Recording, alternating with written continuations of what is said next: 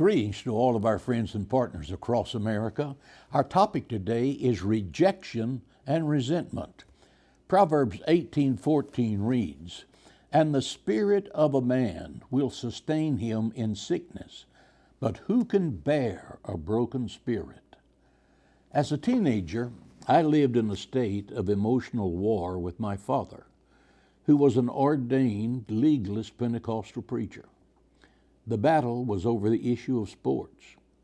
I lived for sports. If it was round, I tried to hit it. If it was oblong, I tried to kick it. If it had a referee or an umpire, I wanted to join the team and play it. I was a four-sport letterman in middle school and a starter all through high school and the university as a right guard and linebacker on the football team. My father considered sports an absolute waste of time and flirting with worldliness. He never came to a game I ever played. He never asked me about a game in which I played. He wasn't even curious why I made the newspaper. The war between my father and I was so intense, he did not speak to me for weeks on end. In his mind, he was holding high the standard of holiness. In my mind, it was rejection on steroids. Some of you feel rejected by a spouse who was unfaithful or who has asked you for a divorce. Some of you feel rejection and resentment because you were passed over for a promotion at work. Maybe you were left at the front door of an orphanage by your mother who never came back for you. Perhaps you were that pregnant mother rejected by the child's father and unknowingly passed on that spirit of rejection to your child. I think Judgment Day is going to be filled with shocking revelations. You do not know the anguish, the heartache, the horror that a person sitting next to you in church has been living through or is presently experiencing.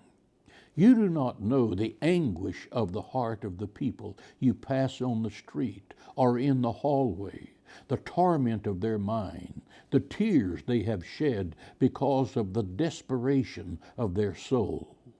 But know this, Jesus loved us before we loved him, and he commands us to love one another as he loved us in John 15. Love is not what you say. Love is what you do. I don't care how loud you sing, nor how grand your spiritual accomplishments. If you don't demonstrate the love of God to others, you are a hypocrite of the highest order. St. Paul explains it this way in Corinthians 13. Quote, "If I speak with the tongues of men or angels and do not have love, I am only a sounding gong or a clanging cymbal. If I have the gift of prophecy and can fathom all mysteries and all knowledge, and if I have a faith that can move mountains, but do not love, I am nothing.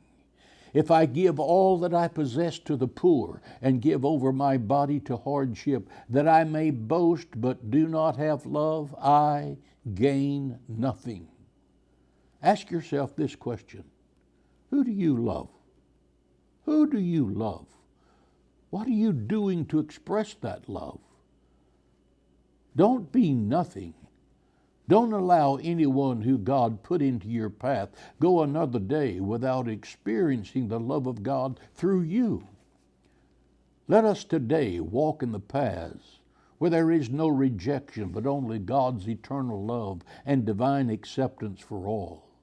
At some point in your life, you are going to experience rejection by your family, bitterness, desire for revenge, agony of being forgotten by those you've helped most.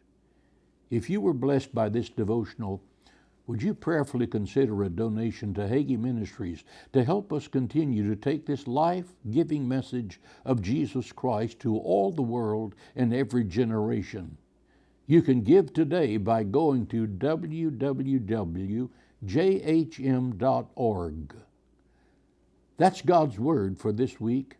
I'll see you Sunday morning live over the internet at 8:30 or 11 a.m. Central Standard Time on Facebook, YouTube, or our website at Hagee Ministries. I'll see you Sunday morning.